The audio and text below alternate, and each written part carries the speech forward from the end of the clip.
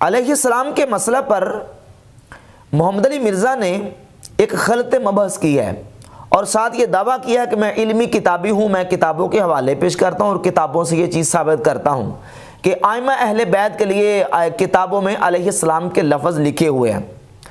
اور حقیقت یہ ہے کہ مرزا نہ تو کتابوں کی حقیقت کو جانتا ہے اور نہ ہی کتابوں کی جو بیک ہسٹری ہے اس کو سمجھتا ہے، نہ ہی اس کو معلومات ہے۔ بس ایک محدود قسم کی اس کی معلومات ہے، محدود سوچ ہے اور حقیقت سے بالکل ناآشنا ہے، اور باقی جو مسئلہ ہے اس مسئلے کی اختلافی حدود کو بھی نہیں سمجھتا۔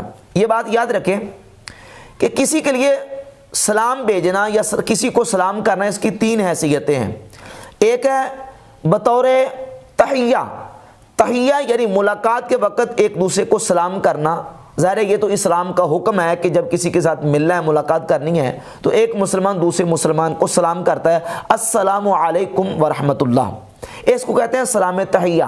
اور سورہ یونس کی آیت نمبر 10 میں اللہ رب العزت نے اہل جنت کا جو تحیہ اس کو ذکر فرمایا، تحیتہم فیہا سلام، کہ اہل جنت کا جنت میں تحیہ یعنی ملاقات کے وقت آپس میں جو کلمات ہوں گے وہ ایک دوسرے پر سلامتی بھیجیں گے، سلام کریں گے۔ اس میں کوئی اختلاف نہیں ہے اور نہ ہی یہ مسئلہ زیر بحث ہے اور نہ ہی یہ مسئلہ اختلافی ہے کہ کسی مسلمان کو سلام کرنا ہے کہ نہیں کرنا۔ یہ تو بالکل کنفرم مسئلہ ہے کہ سلام تحیہ جو ہے وہ سنت ہے، یہ مسئلہ اختلافی نہیں ہے اور نہ ہی یہ زیر بحث ہے۔ اب دوسرا جو مسئلہ ہے وہ ہے سلام بطور دعا کے۔ اب یہ جو دعا کے طور پر سلام ہے یہ بھی زیر بحث نہیں ہے۔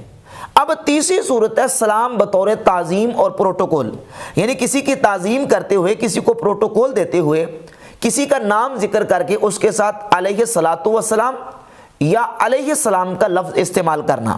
زیر بحث یہ ہے، اختلاف اس میں ہے۔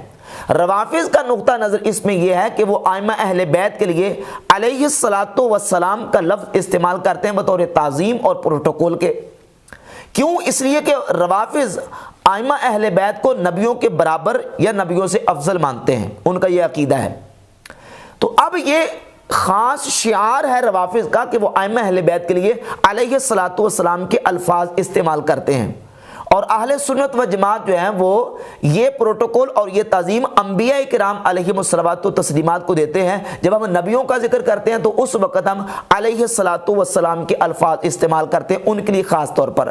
اب دیکھیں بعض الفاظ ایسے ہیں جن کو معنوی طور پر ان کا اطلاق ہوتا ہے، لیکن جب ہم اس کے استعمال کو دیکھتے ہیں تو اس کا استعمال ایک خاص جگہ پہ ہوتا ہے، اب اس کو دوسری جگہ پہ استعمال نہیں کر سکتے۔ جس طرح دیکھیں عز و جل، اب یہ اللہ رب العزت کا ذکر کر کے عز و جل کہا جاتا ہے۔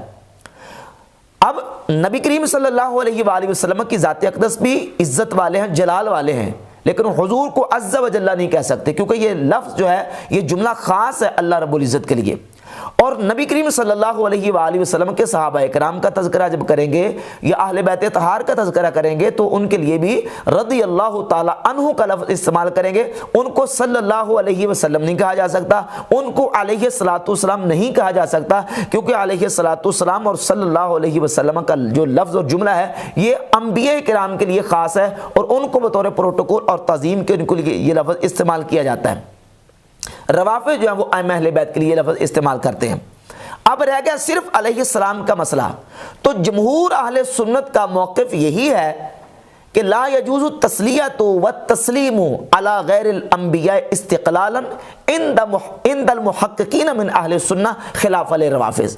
یہ ہماری اہل سنت کی علم کلام کی کتابوں میں یہ بات موجود ہے کہ غیر انبیاء پر بالاستقلال صلاۃ و سلام یعنی بطور تعظیم اور پروٹوکول کی یہ جائز نہیں ہے اہل سنت کے محققین علماء کے نزدیک۔ اب جمہور کا یہی موقف ہے کہ علیہ السلام کا لفظ بھی غیر انبیاء کے لیے آپ بالاستقلال بالذات اس کو استعمال نہیں کر سکتے۔ ہاں کئی جگہ پہ بالطبع صحابہ کرام یا اہل بیت کے لیے درود یا سلام کا ذکر کیا جاتا ہے، جس طرح صلی اللہ علیہ وآلہ واصحابہ وازواجہ، اب یہ ذکر کیا جاتا ہے لیکن یہاں بالاصل اور بالاستقلال بالذات نہیں ہے بلکہ بالتبع ہے۔ پہلے نبی کریم صلی اللہ علیہ وآلہ وسلم کی ذات اقدس پر اور پھر نبی کریم علیہ الصلوۃ والسلام کی آل اصحاب اور حضور کی ازواج پر، یہ بالتبع ہے یعنی تابع ہو کر۔ جس طرح ہم نماز میں بھی نبی کریم صلی اللہ علیہ وآلہ وسلم کی ذات اقدس پر سلام بھیجتے ہیں، السلام علیک ایھا النبی ورحمۃ اللہ وبرکاتہ۔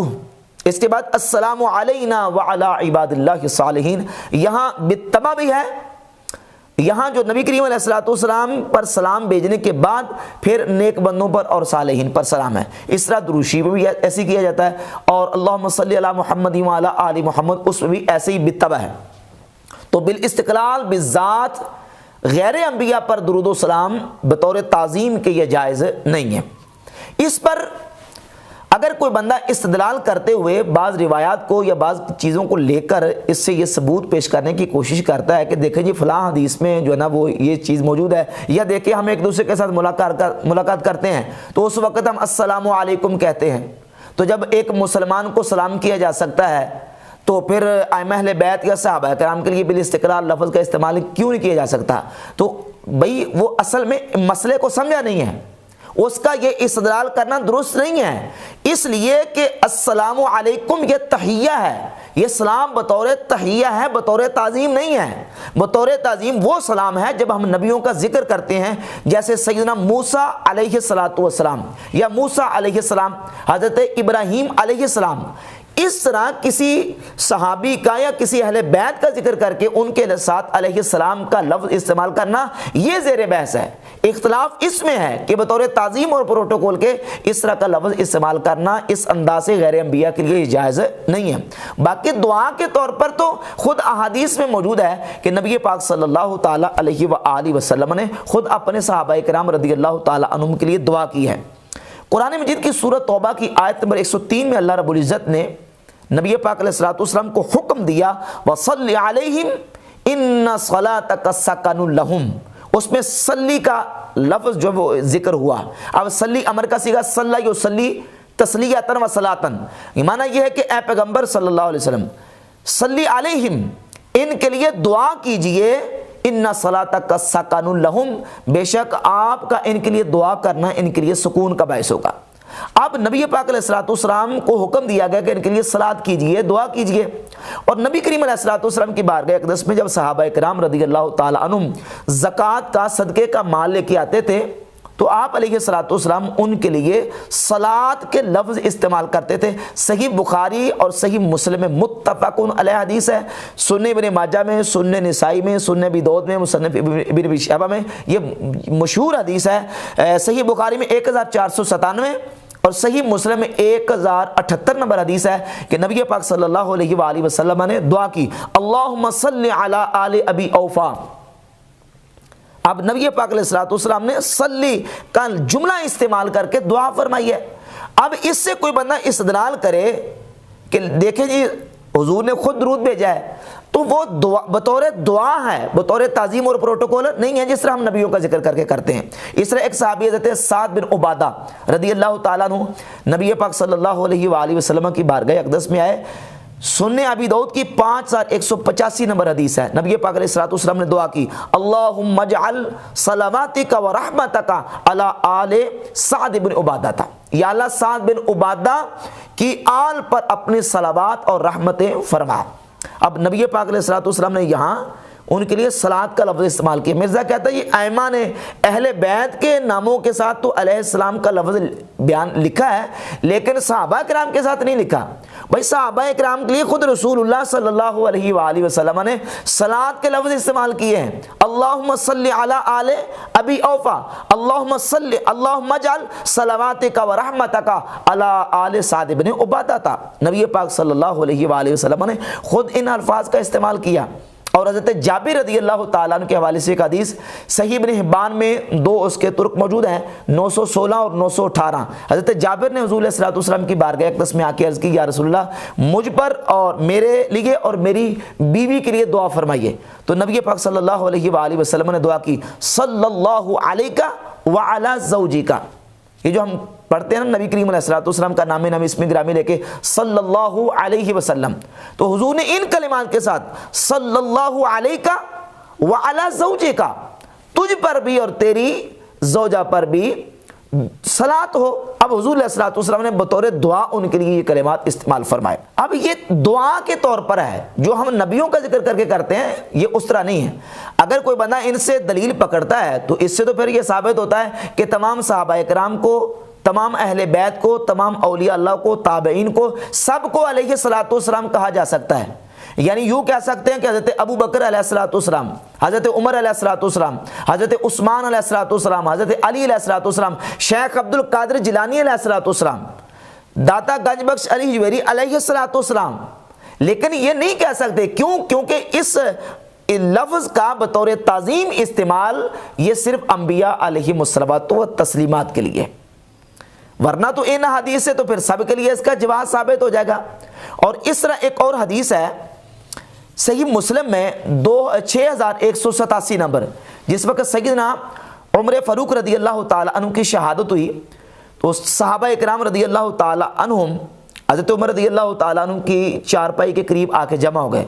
آپ کا جنازہ پڑھے جانے سے پہلے صحابہ نے آ کر حضرت عمر رضی اللہ تعالی عنہ کے لیے دعا کی، اور حدیث میں لفظ موجود ہے کہ یدعون و یسنون، آ کے دعا کرتے تھے، حضرت عمر کی تعریف کرتے تھے.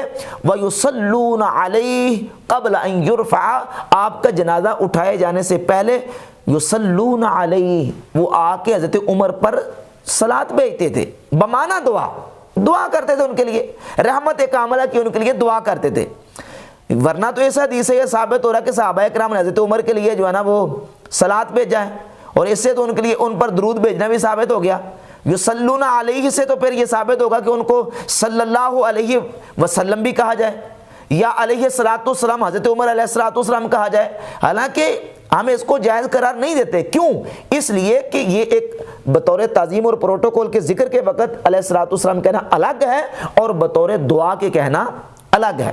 اور اس پر دلیل صحابہ اکرام رضی اللہ تعالی عنہم کے ارشادات سے لے کر تابعین، ائمہ اور محدثین کے اقوال اس پر موجود ہیں. سند صحیح کے ساتھ سیدنا عبداللہ ابن عباس رضی اللہ تعالی عنہ سے المصنف لابن ابی شیبہ میں 8808 نمبر حدیث موجود ہے کہ سیدنا عبداللہ ابن عباس رضی اللہ تعالی عنہ فرماتے ہیں ما عالم الصلاۃ تنبغی من احد علی احد الا علی النبی صلی اللہ علیہ وآلہ وسلم. فرماتے ہیں کہ میں نہیں جانتا کہ صلاۃ جو ہے، صلاۃ یعنی درود جو ہے وہ نبی کے علاوہ کسی اور پر پڑھا جائے، صرف اور صرف نبی پر پڑھا جا سکتا ہے، بالاستقلال بالذات درود کسی غیر نبی پر نہیں پڑھا جا سکتا. اب مرزا کہتا ہے یہ مسئلہ تب سے چلا ہے جب سے مولویوں کی روٹی روزی کا مسئلہ شروع ہوا ہے. حالانکہ حضرت عبداللہ بن عباس رضی اللہ تعالیٰ عنہ سے سند صحیح کے ساتھ یہ مصنف ابن ابی شیبہ میں 8808 نمبر حدیث ہے، اور مصنف عبد الرزاق میں 3119 نمبر حدیث ہے، اور مصنف عبد الرزاق میں اسی 3119 نمبر حدیث کے نیچے حضرت امام سفیان ثوری رحمۃ اللہ علیہ جلیل القدر امام ہیں، ان سے یہ نقل موجود ہے کہ یکرہ ان یصلی الا علی نبی. فرماتے ہیں کہ صرف اور صرف نبی پر درود بھیجا جائے، ڈائریکٹ غیر نبی پر درود بھیجنا یہ مکروہ ہے. یہ ائمہ کا موقف ہے اور ان کا جو نقطہ نظر ہے، اور یہ امام بدر الدین عینی کی کتاب ہے عمدۃ القاری شرح صحیح بخاری، اس کی جلد نمبر 9 صفحہ نمبر 136 اور روایت نمبر 1497 کے تحت امام بدر الدین عینی رحمۃ اللہ تعالی علیہ ذکر کرتے ہیں وقال ابو حنیفہ و اصحابہ و مالک و شافعی والاکثرون انه لا يصلى على غیر الانبیاء علیہم الصلاۃ والسلام استقلالا. امام عینی فرماتے ہیں امام ابو حنیفہ، امام مالک، امام شافعی اور امام ابو حنیفہ کے جتنے پیروکار ہیں وہ یہ کہتے ہیں کہ غیر انبیاء پر بالاستقلال درود نہ پڑھا جائے، بالاستقلال ان کے لیے صلاۃ نہ پڑھا جائے، یعنی بالاستقلال جس طرح کہ ہم نبیوں کا ذکر کرتے وقت کرتے ہیں. تو صحابہ کرام، تابعین، ائمہ مجتہدین سے یہ بات ثابت ہے کہ وہ اس کو درست نہیں سمجھتے، بلکہ نسمیہ الروافض تک کہ کتاب جو تجنیس ہے امام ناطفی کے، اس میں امام ابو حنیفہ رحمۃ اللہ کی طرف سے یہ بات منقول ہے کہ وہ اس کو مکروہ سمجھتے تھے، اور دیگر ہماری فقہ کی کتابوں میں لکھا ہے کہ نسمیہ الروافض، ہم ان کو روافض سمجھتے ہیں جو غیر انبیاء کے لیے علیہ الصلاۃ والسلام کا بالاستقلال لفظ کا بطور تعظیم استعمال کرتے ہیں. تو یہ ائمہ محدثین کی آراء اور ان کے جو حوالہ جات پہ حمد تعالیٰ موجود ہیں.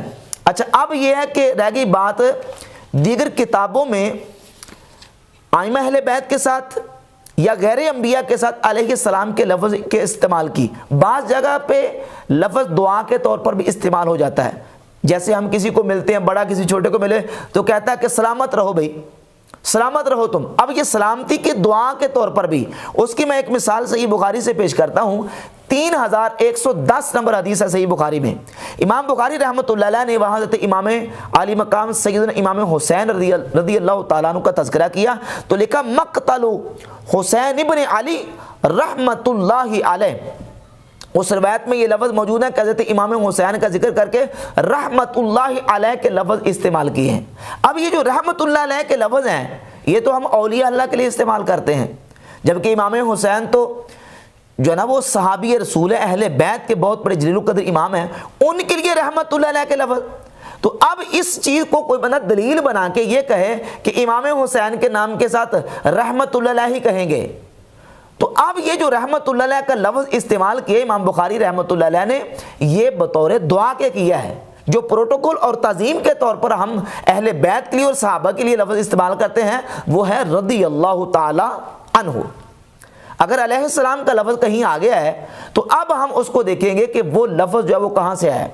کیا ان کتابوں میں خود اماموں کی طرف سے وہ لفظ لکھا گیا ہے, ایڈ کیا گیا ہے, یا کہ یہ بات کی ایجاد ہے؟ تو بحمد تعالیٰ دلائل اور حقائق کے ساتھ, ایسے مضبوط دلائل کے ساتھ انشاءاللہ ہم ثابت کریں گے کہ یہ بات کی ایجاد ہے. ان اماموں نے علیہ السلام کا لفظ غیر انبیاء کے لیے استقلالا اور تعظیم کے طور پر استعمال نہیں کیا. اب جو ان کتابوں میں علیہ السلام کے الفاظ استعمال ہوئے ہیں تو پہلی تو بات یہ ہے کہ ہمارے پاس جو پرانے نسخے موجود ہیں ان نسخوں میں علیہ السلام کے لفظ موجود نہیں ہیں. جو نئے نسخے آ رہے ہیں, نئی کتابیں چھپ کے آ رہی ہیں, نئی کمپوزنگ ہو کے آ رہی ہے, ان کمپوز شدہ نسخوں میں ظاہر ہے کہ یہ کمپیوٹر سے کمپوزنگ ہو رہی ہے, اور کمپیوٹر پہ یہ ہوتا ہے کہ آپ ایک بٹن کلک کرتے ہیں صلی اللہ علیہ وسلم لکھا آیا تھا, بٹن پر کلک کرتے ہیں تو رضی اللہ تعالیٰ لکھا آیا تھا, بٹن پر کلک کرے تو علیہ السلام آیا تھا. ایک تو یہ ہے نئی کمپوزنگ, اور دوسرا یہ ہوتا ہے کہ یہ چیزیں ہوتی ہیں محقق کے اوپر, جو محقق نسخے کی تحقیق کرتا ہے. مثال کے طور پہ یہ دارالمعارفہ کا نسخہ ہے تو یہ اس میں تحقیق خلیل مامون شیخہ کی. اب اس نے یہ نسخہ کہاں سے لیا ہے, یہ کون سا نسخہ ہے صحیح بخاری کا, یہ اس کی پوری پیچھے اس کے بیک گراؤنڈ اس کی پوری ڈیٹیل موجود ہے. اسی طریقے سے مرزا نے حوالہ دیا, کہتے ہیں دارالکتب العلمیہ جو ہے نا اس میں علیہ السلام کے لفظ موجود ہیں, اور اصل مخطوطہ اور کلیمی نسخہ جو ہے ان کے پاس ہوتے ہیں, اور وہی نسخہ معتبر ہوگا جس کو دارالکتب العلمیہ آن کرے گی, کیونکہ ان کے پاس کاپی رائٹس ہوتے ہیں. یعنی کاپی رائٹس کو امام بخاری نے ان کو لکھے دیے ہوئے ہیں. ابھی کچھ عرصہ پہلے کی بات ہے کہ یہ دارالکتب علمیہ جو ہے یہ ادارہ قائم ہوا ہے, 1971 میں یہ ادارہ قائم ہوا, اور اس کا جو مؤسس ہے محمد علی بیزون, اس کے عقیدے کے حوالے سے بھی کوئی کنفرمیشن نہیں ہے کہ کس عقیدے سے تعلق رکھتا ہے. اور یہ سب لوگ جانتے ہیں کہ بیروت جو لبنان کا ایک شہر ہے جس کو مرزا کہتا ہے شام کا شہر ہے, سب لوگ جانتے ہیں کہ وہاں اکثریت شیعہ کی ہے, اہل تشیع وہاں ان کا ہولڈ ہے, اور وہاں ان کا سارا تسلط ہے, پریس پر بھی اور دیگر ساری چیزوں پر ان کا ہولڈ ہے, ان کا تسلط ہے. اگر کسی کمپوزر نے علیہ السلام لکھ دیا ہے, یا یہ ہے کہ محقق کی اپنی طرف سے یہ چیز ہے, یا کسی نسخے میں علیہ السلام کا لفظ موجود ہے, تو اس سے یہ کب ثابت ہوگا کہ امام بخاری نے لکھا ہے, جبکہ یہ 50 سال سے ادارہ بنا دارالکتب العلمیہ, ابھی 50 سال سے. اب اس سے پہلے 100 سال 150 سال سے جو کتابیں چھپتی آ رہی ہیں ان میں علیہ السلام کے لفظ موجود نہیں ہیں. مثال کے طور پہ ہمارے پاس یہ پرانا نسخہ موجود ہے مصر سے جو پہلے کتاب چھپتی تھی مکتبہ مصطفیہ سے. اب اس نسخے کو اٹھا کر دیکھ لیں مکتبہ مصطفیہ کے, اس میں بھی آپ 6318 نمبر حدیث نکال لیں, 3748 نمبر حدیث نکالیں جس کے مرزا نے حوالے دیے ہیں. دونوں میں علیہ السلام کا لفظ موجود نہیں ہے, نہ سیدہ فاطمہ رضی اللہ تعالیٰ عنہ کے ساتھ اور نہ ہی امام حسین رضی اللہ تعالیٰ عنہ کے ساتھ. یہ صحیح بخاری کا نسخہ اس میں موجود نہیں ہے. اور یہ صحیح بخاری کا مکتبہ المصطفیہ کی جو سمجھے عکس ہے جو 1305 ہجری میں چھپا تھا اس کا عکس ہے, اس میں بھی علیہ السلام کے لفظ موجود نہیں. اور یہ ایک مصر کا بہت قدیم نسخہ ہمارے پاس موجود ہے، اس میں بھی 3748 نمبر حدیث میں امام حسین رضی اللہ تعالیٰ عنہ کے ساتھ علیہ السلام کے لفظ موجود نہیں۔ یہ بھی ایک صحیح بخاری کا پرانا نسخہ موجود ہے۔ جو پرانے نسخے ہیں وہ یہ ہیں اتھینٹک، جو 150 سال سے مطبوعہ ہوتے آ رہے ہیں۔ اور مرزا صاحب جو ہے نا، چونکہ علیہ السلام کا لفظ دارالکتب العلمیہ سے چھپا ہے تو اس نے کیا دیا کہ وہی نسخہ معتبر ہے، یعنی جو بات اپنے حق میں ہی تو وہ معتبر ہوگی۔ اس کے علاوہ دیگر جو حوالے دیے ہیں، مثلا جامع ترمذی کا حوالہ دیا مرزا نے۔ اب جامع ترمذی کو دیکھ لیں کہ یہ ہمارے پاس دارالصدیق کی سعودی عرب سے چھپی ہے، اور اس نے دارالصدیق والے نے نسخہ کروخی کا حوالہ بھی دیا ہے، اور باقاعدہ اس کے شروع میں اس نے نسخہ کروخی جو ہے نا اس کی باقاعدہ عکس دیے ہیں اس کے صفحات کے۔ یہ نسخہ کروخی ہے، اس میں بھی حضرت امام حسن اور حسین رضی اللہ تعالی عنہما کے ساتھ جو نا وہ رضی اللہ تعالی عنہما لکھا ہوا ہے، علیہ السلام نے لکھا۔ اسی طرح یہ بھی نسخہ کروخی ہے، اس میں بھی علیہ السلام کے لفظ موجود نہیں ہیں۔ دیگر آپ نسخوں کو اٹھا کر دیکھ لیں۔ اس کے علاوہ یہ سنن ابی داؤد کا نسخہ ہے، نسخہ خطیب بغدادی، امام خطیب بغدادی کا جو نسخہ ہے نا وہ ہے، اس میں بھی 4646 نمبر حدیث جو ہے اس میں حضرت علی رضی اللہ تعالی عنہ کے ساتھ علیہ السلام کے لفظ موجود نہیں ہیں۔ اب یہ علیہ السلام کے لفظ یا دیگر جو کتابوں میں کچھ تقدم یا تاخر یا اضافہ ہوا ہے یا کچھ چیزیں ایڈ کی گئی ہیں، یہ کنہوں نے کی ہیں، یہ کن کی ایجاد ہیں، اس پر انشاءاللہ ایک مکمل نہایت تحقیقی اور ایک ایک چیز انشاءاللہ ہم دکھائیں گے تحقیق کر کے کہ یہ نسخے جو ہیں وہ کس طریقے سے آگے شائع ہوئے ہیں اور کن کے لوگوں نے ان نسخوں کو شائع کیا، اختلاف نسخوں کا کیا ہے۔ انشاءاللہ ہم پوری جو نا وہ تحقیق کے ساتھ ایک ایک چیز کو انشاءاللہ اس کو واضح کریں۔